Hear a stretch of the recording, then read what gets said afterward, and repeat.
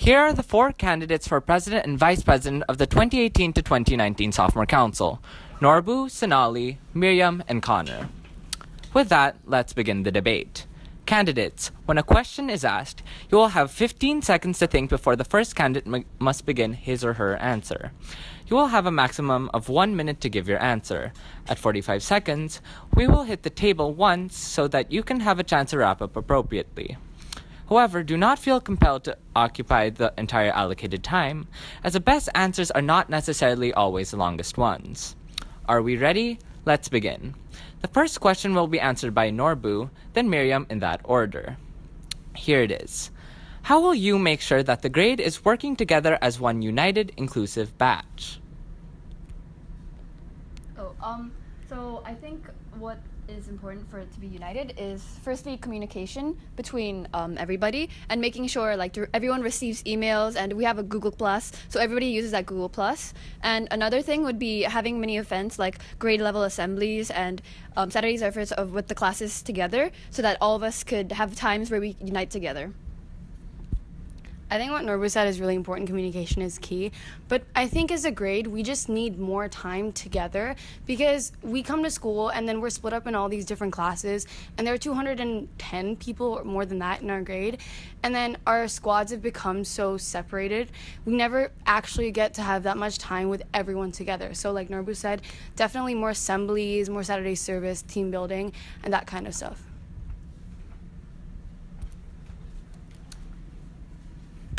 Second question. This one will be answered by Sonali and Connor. In addition to filling your duties as council president, what additional projects do you have in mind that will distinguish you from past and future council presidents? What do you mean by products? Projects. Oh, projects. Okay. I think what is leading on to the communication is key. I think within grade level assemblies, we need to create an environment in which everybody feels comfortable to bond with each other, so that everybody knows each other within the grade. So different activities, maybe not so much educational related, but in a way that we need to, in a way that gives us a chance to get to know each other as a grade. And within that, Saturday services and probably more communication and publicity for those Saturday services, so everybody knows what's going on and everyone knows what's happening. I pretty much agree with Sonali on what she said on how to connect most of the grade and stuff, but I think some other stuff that we might need to add on is maybe listening more to the rest of the student body, because we don't know what you want as well as you know what you want. So I think when it comes down to it, listening to what you all have to say on how to connect and work together and different projects that we should do and stuff is probably a big part that's going to be really important. The third question will be answered by Miriam and Sonali. What does this presidential election mean to you? This presidential election means a lot to me, because when I came to ISM, it was just such a welcoming environment, and that was back in elementary school. So as a president, as a leader, you really have the obligation, you really have to make sure that everyone feels comfortable, everyone is safe in the ISM community. So as a sophomore, it's not freshman year, so if people come in sophomore year, it's even tougher for them, because freshmen have kind of already adjusted to the environment. So as a sophomore president, I would really have to make sure that everyone is happy, they have their friends, they're not feeling left out, they're not feeling overstressed, and it would just mean that I would help make our grade just better, a nicer place to be. Thank you. I think that unity is something that's key, especially within our grade. We seem to be separated. And I think this opportunity, being president of our grade, would give me the opportunity to give back to ISM, considering that over the past 3 years, I haven't been here as long as Miriam has, but over the past 3 years, ISM has been a real gateway to help me grow as a person. And I think that if I was given the opportunity, I could help others grow through similar ways, through the unity that we can achieve. This fourth question will be answered by Norbu and Connor. What is one quality that makes you a standout candidate and clearly distinguishes you from the other candidates in this room? I think all of us are very capable of being leaders, and we're all good leaders, but one thing I have, I think, is a lot of passion. Like, I have a lot of motivation and drive to change things, and I want to affect things around me. I don't like just having things controlled around me. I want there to be like communication so that everybody can have things the way they want, not just like one person. And I think passion is my main. I think I'm pretty driven and passionate too. Maybe not so much as Norbu, but I think the one thing that sets me out is probably my ability to listen to what others have to say. I'm a pretty loud talker, but when it comes down to it, everyone else has something to say too. And I think there's a time where you just need to be quiet and listen to what everybody that, voted for you, didn't vote for you, the people that you represent, what they have to say is probably the most important thing at the end of the day. So I think the thing that sets me out is my ability to listen to what others have to say. The fifth question will be answered by first Sonali, then Miriam. What is your spirit animal?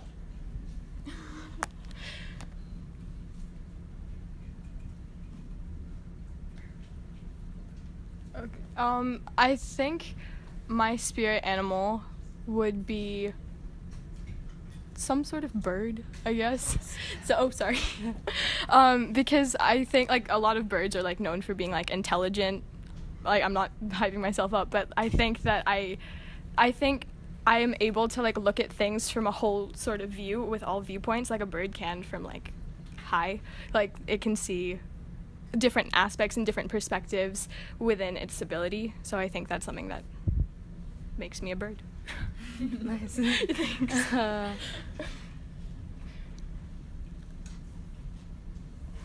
Are owls smart? Yes. Yeah, okay.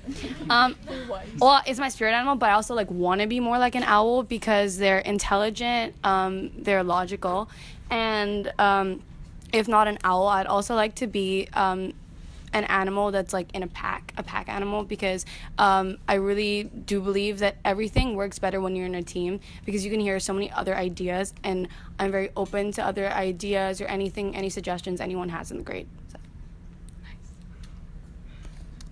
This next question will be answered by first Connor and then Norbu. What color crayon would you choose to be, and why?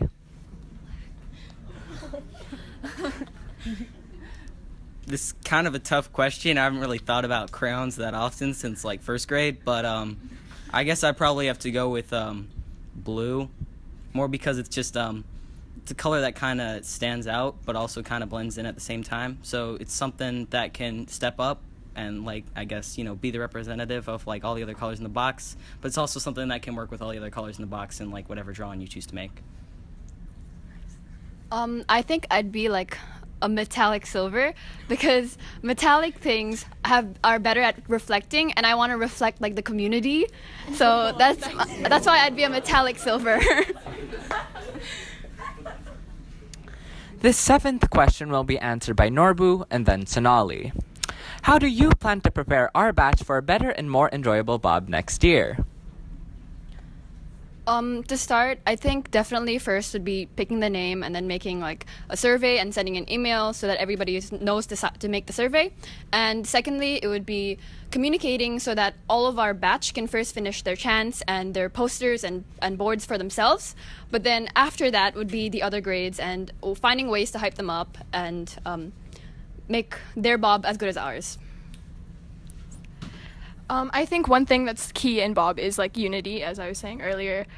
So I think what I would do before Bob is create these like grade level assemblies, maybe a few more, so that we would get to know each other as a grade, and then based on that, I would create a like a Google form or something so that everyone could put forward their own ideas, and then so the decision of like the name or the theme wasn't biased, I would like create a poll so that everyone could vote on it, and it would be like a non-biased opinion. And I think something that people struggled with this year maybe a little bit was the chant, like learning it and like getting familiar, and like the liking towards it was not complete like with everybody. So I think we would spend more time on the chant also. This eighth question will be answered by first Miriam and then Connor. How will you respond to or handle negative criticisms regarding your efforts and ideas? So because I was already in council this year, I know like during Bob, like there's always not everyone can agree with one idea. Not everyone can always agree with you. So I know the council this year tried really hard to make sure people were happy with what they had, because so first we had a chant, and then the other people were like, no, we want to rap. So we made sure to incorporate both of those to make everyone happy. And so I think it's important to know that negative scrutiny, make sure it comes from a critical place, not a hateful place. So when you know it comes from a critical place, you know people just want to do it to make the batch better, to have a better time. So if you take that into consideration, you have to discuss with all of the council and all the students, because obviously everyone's opinion matters. And so when you take that into consideration, you can make changes, or you can do anything that you think people will enjoy more, because at the end of the day, it's not about a small group of people, it's what everybody wants, because it's a whole batch.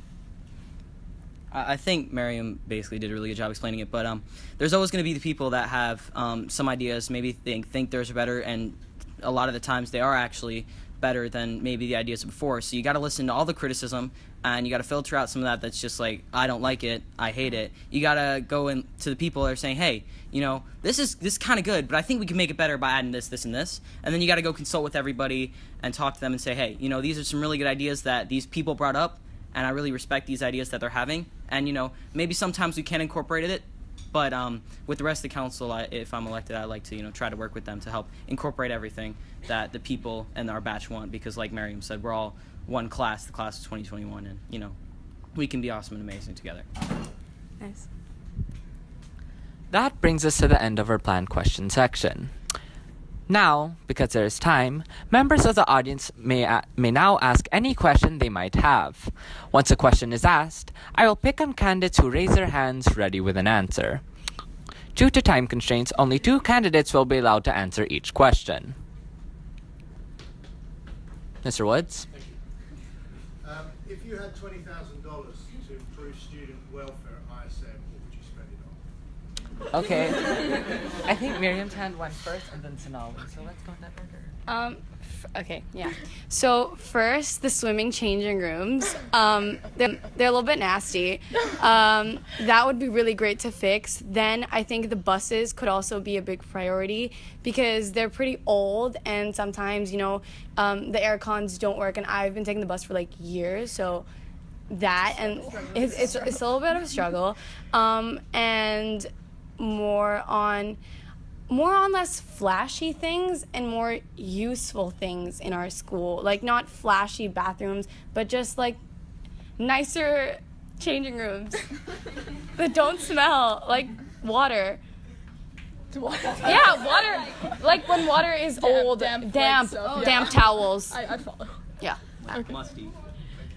I think I would, 100%, if you had, this money, you would probably have to collaborate with, ISBA, and I think with, their help, I would probably, try to improve, because service is a big thing at ISM, so I think that with these funds, we could not only, work with our service partners, but we could, provide more for them, and, through different projects that, we could come up with, so we could give some of those funds to, to service, and then some of it we could put towards creating different clubs, because I know some different clubs and councils, some different cultures aren't represented within our extracurriculars, so I think we could use those funds towards that.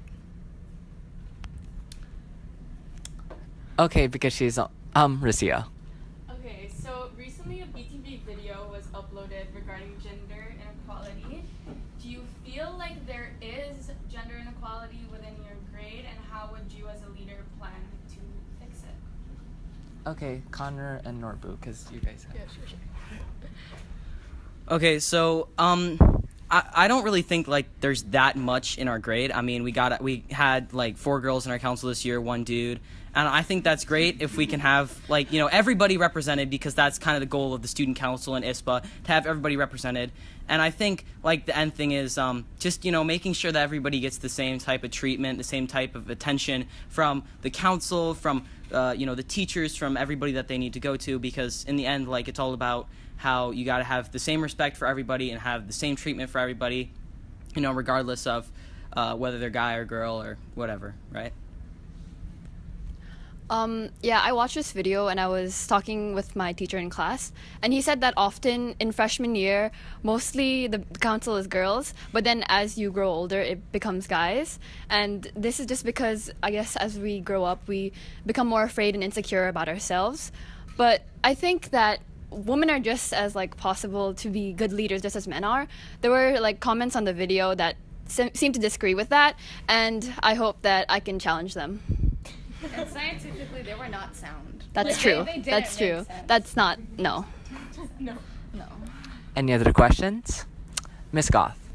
What ideas do you have for next year for ways that we can bring the batch together and be more inclusive? Okay, Connor and Sonali.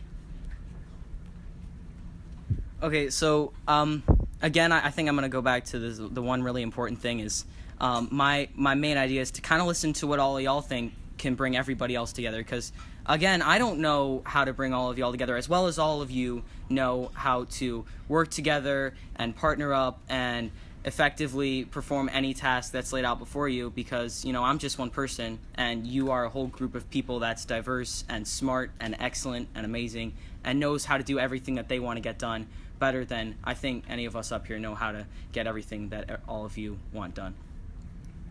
Thank you. I 100% agree. I think we should improve this level of communication between the council and between the student body itself.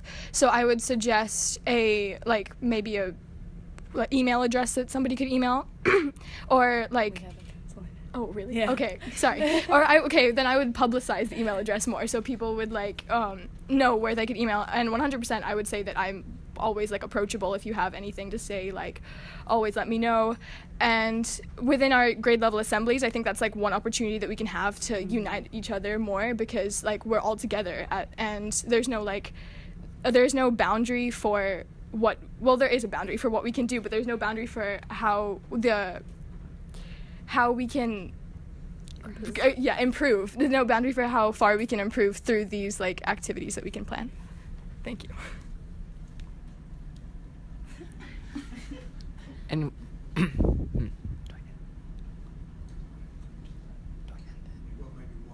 okay. One last final question, if anyone has anything they'd like to ask. Joaquin. Are you the kind of leader who would constantly listen to the voice of the people, even though over time opinions change? Or are you the kind of leader who would make a decision based on morals that people voted for you when you would initially be elected? Yeah. Okay. Oh, perfect. So her and then who? No, Miriam and Norbu, because you answered. Yeah. I think, I hope that if people do vote for me, they vote knowing the kind of person I am and the kind of morals I have. But I think it's really important to listen to other people as well, because you have this batch of 210 people. One person can't represent that, but they can represent a lot of the ideals and morals and beliefs. And although I have strong opinions of my own, that doesn't mean I'm not open to listening to other people's opinions. And other people can always change my opinions. If I have an idea, okay, this is an event we're going to do. We're going to have a grade game show to get to know new students, if that's an idea. I'll always open it up to everyone, hey, how do you think we can make this better? How do you think we could change it? How do we think we can what? So I'd like to stay true to who I am and my morals, but always take in any criticism that comes from a good place. The way I took your question is that people's values and morals change, and that changes throughout the year. So how are we going to reflect on the change? And I think that it's important, every year, maybe every couple months, we could have a survey about how the council is done for them and how they feel represented. And I think that's really important. But still, I feel consistency is really important, and the morals they made at first should be also applied throughout the year rather than just changing it whenever they feel they need to change it. And with that, thank you to everyone who has attended this year's presidential debate. And we'd like to give a special thank you to our candidates for answering questions that weren't necessarily the easiest. Well, I guess you guys have all given them a round of applause already. You can do that again. Thank you.